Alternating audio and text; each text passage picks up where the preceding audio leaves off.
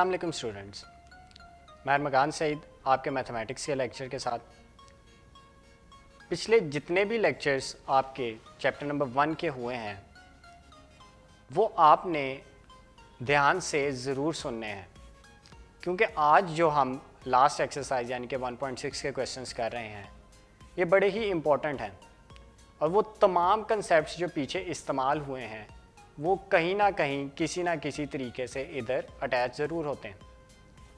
तो अगर आपने अपने लेक्चर्स नहीं सुने और पिछले लेक्चर्स के कंसेप्ट्स नहीं क्लियर किए तो काइंडली पहले वो लेक्चर्स दोबारा देखें और अपने तमाम कंसेप्ट्स को क्लियर करें, फिर इस लेक्चर की तरफ आइएगा। इससे आपको इन क्वेश्चंस को समझने में बड़ी आसानी भी होगी और आपके लिए कोई मुस्तकबिल में मुश्किल भी पेश नहीं आएगी। नाउ स्टार्टिंग विद एक्सरसाइज 1.6, इसके अंदर कुछ चीज़ें हैं जो आपको पहले मैं कंसेप्ट मज़ीद क्लियर कर दूं। साइमल्टेनियस लीनियर इक्वेशंस या साइमल्टेनियस इक्वेशंस, इनसे मुराद क्या है? इनसे मुराद है दो इक्वेशंस या दो से ज़्यादा भी आ सकते हैं, लेकिन इस वक्त हम दो का ही जिक्र करेंगे।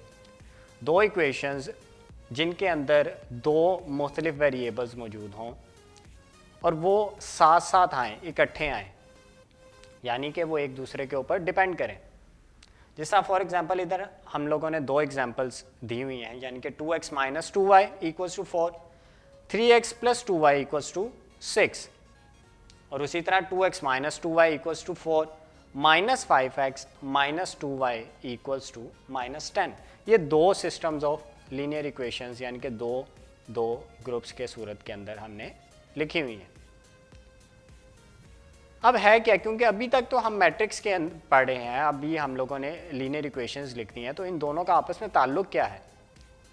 एक चीज़ ये ज़हन में रखें कि जब हम सिस्टम ऑफ लीनियर इक्वेशन यानी कि दो सिस्टम ऑफ लीनियर इक्वेशंस, दो इक्वेशंस को सॉल्व कर रहे होते हैं तो हम उसको मैट्रिक्स की सूरत में भी सॉल्व कर सकते हैं। उसके लिए आपको पहले इक्वेशंस को मैट्रिक्स फॉर्म में लिखना बहुत ज़रूरी है। तो उसको किस तरीके से हम मैट्रिक्स फॉर्म में लिखेंगे आज वही हम पढ़ेंगे। ये कोशिश कीजिएगा कि स्टेप बाय स्टेप जितने भी मैं पॉइंट्स आपको बताऊं उनको नोट डाउन करते रहिएगा ताकि आप लोगों को याद रहे। फर्स्ट स्टेप, जितनी भी इक्वेशंस दी हुई हैं वो तरतीब में लिखी हो। तरतीब से क्या मुराद है? पहले x वाली वैल्यू, फिर y वाली वैल्यू, फिर इक्वल के दूसरी साइड पे बगैर xy वाली वैल्यूज़।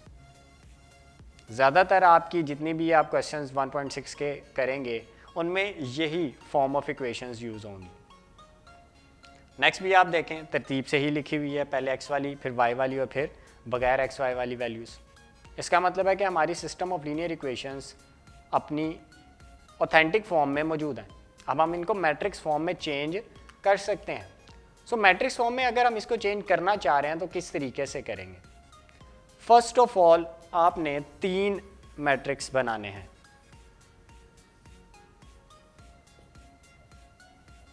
जिसमें से 2 इक्वल के लेफ्ट साइड पे और एक इक्वल के राइट साइड पे।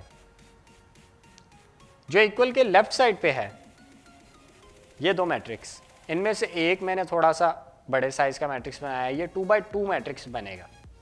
जिसको हम किस तरीके से बनाएंगे, स्टार्ट करते हैं। x के लेफ्ट साइड पे पहली इक्वेशन और उसके साथ मौजूद है x, उसके लेफ्ट साइड पे क्या मौजूद है? कोफिशिएंट 2, वो 2 हमने पहली वैल्यू के ऊपर लिख दिया, यानी कि फर्स्ट कॉलम की वैल्यू है। सेकंड, y की वैल्यू के साथ क्या मौजूद है? -2, तो हम इसकी जगह पे क्या लिख देंगे? -2। नाउ इक्वल के दूसरी साइड पे जाते हैं। इक्वल के दूसरी साइड पे पहली वैल्यू हमारे पास क्या मौजूद है? 4, तो मैंने उधर क्या लिख दिया?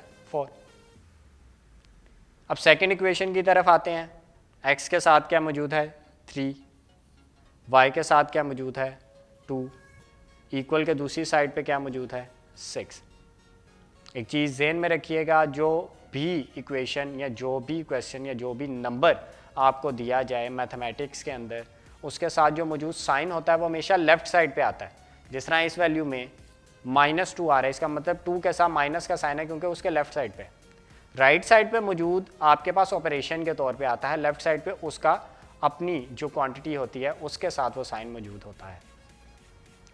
तो इस सूरत के अंदर मैंने इसके जगह पे -2 लिखा है, उसके अलावा किसी में भी नहीं था तो हमने किसी के साथ भी नहीं लिखा। अब दो मैट्रिक्स हमारे पास फुल हो गए हैं, बट एक मैट्रिक्स अभी भी एम्प्टी है।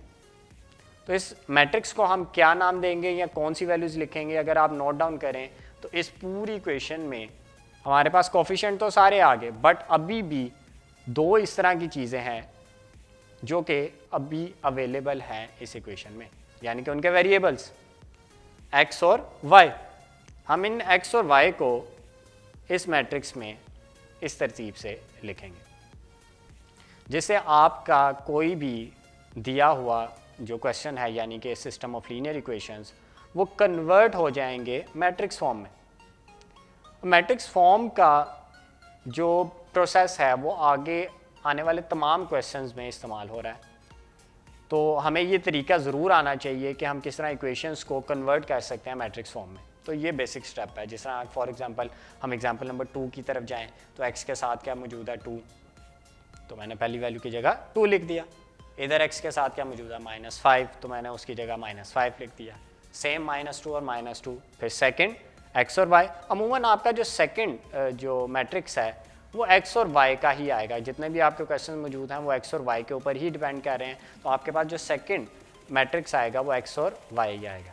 थर्ड इक्वल टू के बाद ऊपर 4 और नीचे -10 लिखा हुआ है, तो उसी तरह हम 4 और -10 लिख देंगे। अगर हमें कन्वर्ट करना आ गया है सिस्टम ऑफ लीनियर इक्वेशंस को मैट्रिक्स फॉर्म में, तो नेक्स्ट स्टेप क्या आता है कि हम उनको सॉल्व किस तरह कर सकते हैं मैट्रिक्स फॉर्म से। दो तरीके हैं जिनमें से आज हम एक ही पढ़ेंगे। दोनों तरीकों में कौन सा है? पहले नंबर पे मैट्रिक्स इन्वर्जन मेथड और सेकंड है Cramer rule. Matrix inversion method से मुराद क्या है कि हम जितने भी इन्वर्स वाले प्रोसेस हमने पीछे वाली एक्सरसाइजेज में और लेक्चर्स में पढ़े हैं उनको इस्तेमाल करेंगे, मीनिंग के इन्वर्स निकालेंगे और फिर उसको यूज़ करेंगे। दूसरा है क्रैमर रूल। ये थोड़ा सा सेपरेट है जो कि हम लोग नेक्स्ट लेक्चर के अंदर ही इसको पढ़ेंगे, बट क्योंकि आज हम लोग मैट्रिक्स इन्वर्स मेथड पढ़ रहे हैं तो उसी की तरफ मैं मज़ीद जाऊंगा। मैट्रिक्स इन्वर्स मेथड के लिए हमें पहली चीज़ ये ज़रूर है कि हमें मैट्रिक्स फॉर्म में इसको लिखना आना चाहिए। ये चीज़ आपने ज़हन में रखनी है, किसी भी साइमल्टेनियस इक्वेशंस को मैट्रिक्स फॉर्म में लिखना बहुत ज़रूरी है। एग्जाम्पल नंबर 1 की तरफ ही जाते हैं क्योंकि हमने सॉल्व करना है मैट्रिक्स इन्वर्जन मेथड, या सिर्फ इन्वर्स मेथड भी समटाइम्स इसको बोला जाता है। तो पहली एग्जांपल जो कि हमें दी हुई थी 2x - 2y = 4, 3x + 2y = 6, ये 1.6 का क्वेश्चन है, ये याद रखिएगा। तो आपने मज़ीद क्वेश्चंस घर से ज़रूर करने हैं। इसको अगर हम मैट्रिक्स फॉर्म में लिखते हैं तो हमारे पास आ जाता है एक ये शेप, यानी कि जिसके अंदर पहले एक मैट्रिक्स 2x2 मैट्रिक्स मौजूद है जिसमें तमाम वेरिएबल्स के साथ मौजूद कोफिशिएंट्स हैं। फिर एक मैट्रिक्स है जिसमें हमारे पास वेरिएबल्स मौजूद हैं। फिर इक्वल टू के बाद हमारे पास एक मैट्रिक्स है जिसके अंदर वो इक्वल के बाद में आने वाली वैल्यूज़ मौजूद हैं। तो हम लेट कर लेते हैं इन तीनों मैट्रिक्स को कोई ना कोई नाम दे के, कोई ना कोई सिंबल दे के। फॉर एग्जांपल पहले मैट्रिक्स को लेट कर लिया ए मैट्रिक्स, दूसरे को लेट कर लिया एक्स मैट्रिक्स, तीसरे को लेट कर लिया बी मैट्रिक्स, जिससे हमारे पास क्या आ जाएगी इक्वेशन ax = b, जिसमें हमने सॉल्व से मुराद क्या x और y की वैल्यूज निकालनी है। तो हमारे पास कौन सा x और y वाली वैल्यू का मैट्रिक्स x, तो हम इसको सेपरेट करेंगे और बाकी मैट्रिक्स इक्वेशन के एक साइड पर रखेंगे। उसका तरीका क्या है, जब ये a मैट्रिक्स इक्वेशन के दूसरी साइड पे आप लेके जाएंगे तो ये इन्वर्स में चेंज हो जाएगा, क्योंकि ये डिवाइड में आता है और डिवाइड मैट्रिक्स इसका पॉसिबल नहीं होता, तो हम इसको इन्वर्स में चेंज करते हैं। तो x = a इन्वर्स और b, a inverse into b। अब इसके लिए a इन्वर्स चाहिए, तो a इन्वर्स हमें पता है किसके ऊपर डिपेंड करता है, adjoint of a divided by a determinant, और b as it is multiply by b, जो कि हमारे पास एक सिंपल मैट्रिक्स है 4 और 6 का।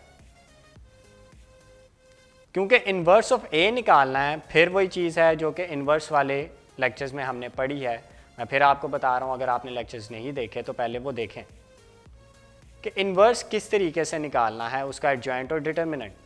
डिटर्मिनेंट सबसे पहले निकालेंगे, क्यों? क्योंकि अगर तो डिटर्मिनेंट 0 आता है तो ये क्वेश्चन भी मज़ीद आगे सॉल्व नहीं होगा। आपकी एक्सरसाइज में एक क्वेश्चन इस तरह का मौजूद है जिसके अंदर डिटर्मिनेंट 0 आएगा और उसका सोल्यूशन पॉसिबल नहीं है। तो हम पहले क्या करेंगे, ए मैट्रिक्स का डिटर्मिनेंट निकाल लेंगे।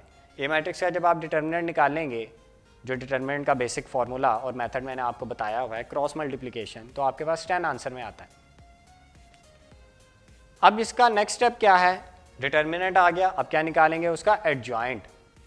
एडजॉइंट ऑफ ए क्या है, मैट्रिक्स ए की प्राइमरी जो डायगोनल है उसमें से वैल्यूज इंटरचेंज करनी है, यानी कि 2 और 2 को आपस में चेंज करेंगे, और सेकेंडरी डायगोनल यानी कि -2 और 3 इनके साइन चेंज करेंगे, यानी कि -2 को +2 और 3 को -3, जिससे हमारे पास एडजॉइंट भी आ जाएगा और डिटर्मिनेंट पहले हम निकाल चुके हैं। एक इन्वर्स का सेटअप पूरा हो जाता है, क्योंकि हम इक्वेशन 1 के अंदर एक प्रॉपर्टी इसको डेवलप कर चुके हुए हैं, तो हम यही करेंगे यूजिंग इक्वेशन 1।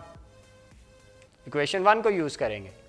इक्वेशन 1 क्या है, x is equal to adjoint of A divided by A determinant multiply by B. Values put करते हैं इनकी जगह। एडजॉइंट ऑफ ए जो कि हम ये वैल्यू निकाल चुके हैं इधर 2 2 -3 और 2 डिवाइडेड बाय डिटर्मिनेंट ऑफ ए जो कि हम पहले निकाल चुके हैं 10, और इस पूरे को किससे मल्टीप्लाई करना है हमने, बी मैट्रिक्स से, जो कि क्या है 4 और 6, जो हमने स्टार्ट में लेट किया था। अब इसके बाद हमारे पास मल्टीप्लिकेशन किसकी, पहले मैट्रिक्स की और दूसरे मैट्रिक्स की, यानी कि एडजॉइंट ऑफ ए मैट्रिक्स की और बी मैट्रिक्स की। फिर वही चीज़ है, मल्टीप्लिकेशन पिछले लेक्चर्स में हमने पढ़ी है, वो आप ज़रूर देखें एक दफ़ा। 2 मल्टीप्लाई बाय 4 इज़ 8, फिर 2 मल्टीप्लाई बाय 6 इज़ 12, ये दोनों आपस में प्लस होंगे। फिर उसी तरह -3 multiply by 4 is -12 and 2 multiply by 6 is +12 divided by पूरी जो इसके साथ वैल्यू के साथ 10 आ रहा है वो वैसे का वैसे ही। अब मज़ीद सिंप्लीफिकेशन से हमारे पास क्या आ जाएगा, 20 और नीचे आ जाएगा 0, बिकॉज 8 + 12 इज़ 20 एंड -12 + 12 इज़ 0। और हमें पता है अगर कोई स्केलर उसके साथ डिवाइड या मल्टीप्लाई हो रहा हो तो हम उसको मल्टीप्लाई या डिवाइड हर एक वैल्यू के साथ कर देते हैं, यानी कि इस सूरत में 20 डिवाइड होगा 10 से और 0 भी डिवाइड होगा 10 से। 20 डिवाइडेड बाई 10 मीनिंग आंसर में हमारे पास क्या आ रहा है 2, और 0 divided by 10, 0 divided by anything is 0। तो x हमारे पास क्या आ जाएगा 2 और 0। एक चीज़ ये नोट करें इस स्टेप के अंदर, जो लास्ट स्टेप या सेकंड लास्ट मैंने किया है, इसमें मैंने x की जगह पे x की वैल्यूज़ यानी कि x और y जो कि हमने स्टार्ट में लेट किया था वो पुट कर दी हैं। ये इस स्टेप के अंदर ज़रूरी हैं। क्यों? क्योंकि नेक्स्ट स्टेप में हमने क्या करना है, कंपैरिजन। जिस तरह कि हम लोगों ने पहले लेक्चर में पढ़ा था कि इक्वल मैट्रिक्स कब होते हैं, जब आपकी करस्पॉन्डिंग एंट्रीज आपस में इक्वल होती हैं। ऑर्डर तो सेम है ही है इन दोनों का, अब इनकी करस्पॉन्डिंग एंट्रीज की बात है, यानी कि इसकी फर्स्ट एंट्री क्या है x, उधर फर्स्ट एंट्री क्या है 2, so x will be equal to 2। इसकी सेकेंड एंट्री क्या है y, उधर सेकेंड एंट्री क्या है 0, देन y इक्वल्स टू 0। ये प्रोसेस है मैट्रिक्स इन्वर्स मेथड का। ये स्टेप्स आप लाजमी एक दफ़ा दोबारा रिपीट कीजिएगा और घर में इसकी प्रैक्टिस भी ज़रूर कीजिएगा। 6 क्वेश्चंस हैं आपके 1.6 के जो कि आपने लाजमी करने हैं, वो सारे के सारे इस मेथड से ज़रूर करें। ये आप लोगों की इस लेक्चर के लिए असाइनमेंट है। जितनी भी असाइनमेंट्स और जो भी होमवर्क आप लोगों को दिया जा रहा है वो रेगुलरिटी बेसिस के ऊपर आप हमें चेक भी करवा सकते हैं व्हाट्सएप ग्रुप में, या फिर आप कांटेक्ट भी कर सकते हैं हमें। अगर आप लोगों को कोई भी प्रॉब्लम आ रही है तो आप पिछले तमाम लेक्चर्स ज़रूर देखें। आपके मैट्रिक क्लास के ऑलमोस्ट सारे लेक्चर्स जो हैं वो रेगुलरिटी के साथ अपलोड किए जा रहे हैं। आप तमाम अपने लेक्चर्स ज़रूर देखें और अब ताकि आपकी स्टडी के कोई भी इफ़ेक्ट ना हो। मैथमेटिक्स के लिहाज से आप लोग जितनी प्रैक्टिस करेंगे उतना आपको फ़ायदा होगा। नेक्स्ट लेक्चर के अंदर हम इसका नेक्स्ट टॉपिक पढ़ेंगे जो कि आपका इस चैप्टर के लिए लास्ट टॉपिक होगा। उसके बाद आपको एक और मज़ीद असाइनमेंट भी दी जाएगी। सो आज के लिए आपकी असाइनमेंट क्या है, एक्सरसाइज 1.6 उसके फर्स्ट 6 क्वेश्चंस।